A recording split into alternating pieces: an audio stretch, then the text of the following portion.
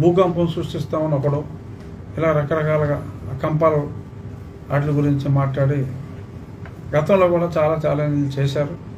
దాన్ని కూడా నేను స్వాగతించా. నేను నా హృదయానికి తెలిసి నేనే తప్పు చేయట్లేదు, నాకు అందరూ సమానం. సో కాబట్టి ప్రజలకు ఇబ్బంది కలగకూడదు. మన ఏరియాలో క్యాన్సర్లు కూడా ఎక్కువగా ఉన్నాయి. చూస్తే నెంబర్ ఆఫ్ క్యాన్సర్ పేషెంట్స్ ఈ ఉండి భీమవరం ప్రాంతంలో మరీ ఎక్కువ ఉన్నారు. ఎందుకంటే ఆ జలాలు కలుషితం మరీ ఎక్కువగా ఉంది. ఎందుకంటే మన అంత డ్రైనేజ్ వ్యవస్థ, మంచినీటి కెనాల్స్, బోర్ వేసుకుందామంటే లేదు. ఎందుకంటే ఆక్వా జలాలతో బోర్లు కలుషితం అయిపోయినాయి.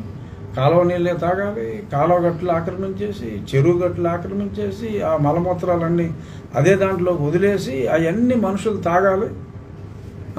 అక్కడ ఆక్రమణలో ఎవరైనా దళితులు ఉంటే ఆడ జోలికి వస్తే భూకంపం సృష్టిస్తాం, బద్దలు కొడతాం, కింద బద్దలు కొడతాం, పైన బద్దలు కొడతాం అంటే ముడుచు కూర్చుంటానికి ప్రజలు సిద్ధంగా లేరు. ప్రజల ఆరోగ్యం ముఖ్యం. ఆ ప్రజల ఆరోగ్యం కాపాడటం ఒక ప్రజాప్రతినిధిగా అది నా బాధ్యత. అక్కడ ఉన్నదే నా ఫ్యామిలీ మెంబర్ అయినా, మీ మీడియా వాళ్ళ ఫ్యామిలీ మెంబర్స్ అయినా, ఏ కుటుంబానికి చెందిన వాళ్ళైనా, ఏ కులానికి చెందిన వాళ్ళైనా వాళ్ళకి ఆల్టర్నేటివ్ సైట్ ఇచ్చి కోర్టు తీర్పుని ఫాలో అవుతూ సమాజానికి మంచి చేయటం మా బాధ్యత. ఇందులో ఎటువంటి ఉడతూపులు అనుకోండి, లేదంటే ఏదో అనుకోండి, మీరన్న ఆ మహానుభావుడు కావచ్చు, నిన్న స్టిక్కర్లు వేసుకొచ్చిన మహానుభావుడు తాలూకా కావచ్చు, ఐపీఎస్ అవ్వచ్చు, ఇంకోటి అవ్వచ్చు, ఏమీ పట్టించుకునేది లేదు.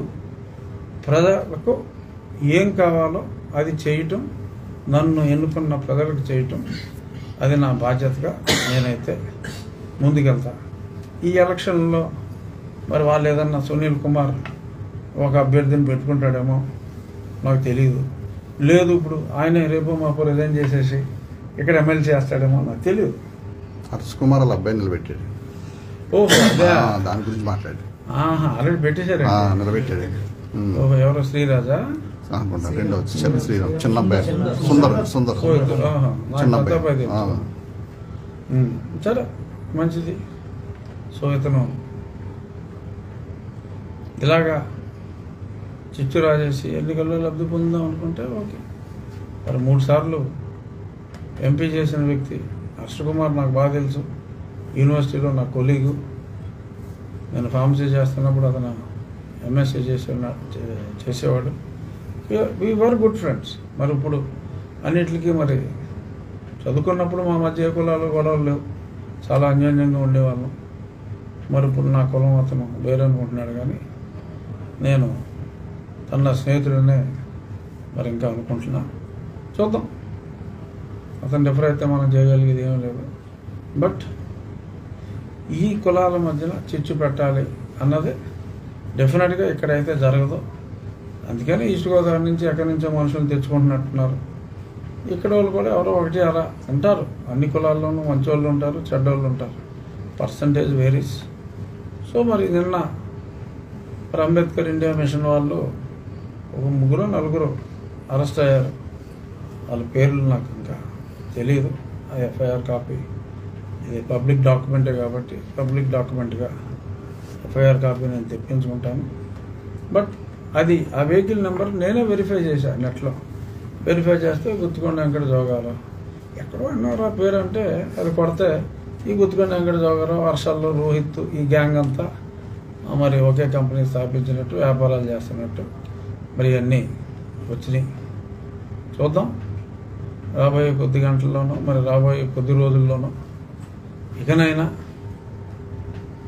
పాతాళ వెంకట సునీల్ కుమార్ పుత్రుల పార్ట్నర్ అయిన గుత్తుకొండ వెంకట జోగారావు మరి దొరుకుతాడా, ఎప్పటికి దొరుకుతాడు, ఏమవుతుందో చూద్దాం వివరాలు. అంతేనా సార్?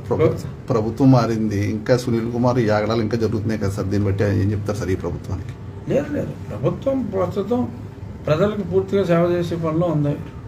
చక్కగా పరిపాలన అద్భుతంగా ఉంది.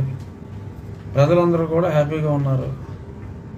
నేను హ్యాపీగా ఉన్నా, ఒక్క ఈ సునీల్ కుమార్ విషయంలో తప్ప. అందుకనే నేను సమయం వచ్చినప్పుడల్లా ఇంకెప్పుడు యాక్షన్ తీసుకుంటారు స్వామి అని నేను, స్వామి యాక్షన్ ఎప్పుడు స్వామి అని రష్మికలాగా అడుగుతున్నా. చూడాలి మరి ఎప్పుడు ఉంటుందో యాక్షను. నేనైతే అన్ని విధాల ప్రజలు ప్రభుత్వం పట్ల హ్యాపీగా ఉన్నారు, ప్రభుత్వం పట్ల నేను అందరికంటే ఎక్కువ హ్యాపీగా ఉన్నాను. ఒక్క ఈ సునీల్ కుమార్ అనే ఒక అధికారి విషయంలో మరి ఎందుకు ఇలా జరుగుతుంది అనేది నాకేదో ఊహాశక్తి అపారమని నేను అప్పుడప్పుడు అనుకుంటూ ఉంటా. కానీ ఈ విషయంలో అటర్ ఫ్లాప్. ఎందుకో నాకైతే కారణం తెలియట్లేదు. అది తెలుసుకునే అన్వేషణలోనే ఉన్నా. బట్ ఇవాళ రేపట్లో అవుతుందని అనుకుంటున్నా. మరి ఇంకా వదలరని అనుకుంటున్నాను. ఎందుకంటే ఇంత రెడ్ హ్యాండెడ్గా దొరికేసిన తర్వాత సునీల్ కుమార్కి ఓ రూలు, మాకు ఇంకో రూలు అని ప్రతి ఒక్కరు పోలీస్ స్టిక్కర్ వేసుకుని తిరిగేస్తాడు. ఎవడ పోలీసు, ఎవడ దొంగ ఎవడికి తెలియదు. అంచేత అందరికీ సునీల్ కుమార్కి ఇచ్చినట్టు పోలీస్ అని వేసేసుకుని తిరిగే ప్రొవిజన్ ప్రభుత్వం ఇస్తుందని నేనైతే అనుకోవట్లేదు. ఇదంతా కూడా నేను మాట్లాడింది ఒక ఎమ్మెల్యేగా కాదు, ఓ డిప్యూటీ స్పీకర్గా కాదు. సునీల్ కుమార్, పాతాళ వెంకట సునీల్ కుమార్ పెట్టిన కేసులో A1గా రాజద్రోహం సెక్షన్లో A1గా పెట్టబడ్డ నేను కనుమూరు రఘురామకృష్ణరాజు అనే ఒక వ్యక్తిగా అతను నన్ను ఒక నిందితుడిగా పెట్టాడు. మరి ఆ వ్యక్తిగా నేను ఇది మాట్లాడతాను. ఎందుకంటే ఇది చెప్పాలి, అండర్లైన్ చేసి చెప్పాలి. అది లేకపోతే మళ్ళీ మీరే రాసేస్తారు ఏదో ఒకటి. పంచాయత్ మీ ముందే అండర్లైన్ చేసి మరీ చెప్తున్నాను. ఇది ఒక అతను పండిన వలలాంటి కేసులో నెంబర్ 1 అక్యూజ్డ్ నెంబర్ 1గా నేను చెప్తున్న మాట. అతను మంచివాడు కాదు, అతను చేయని అక్రమాలు లేవు.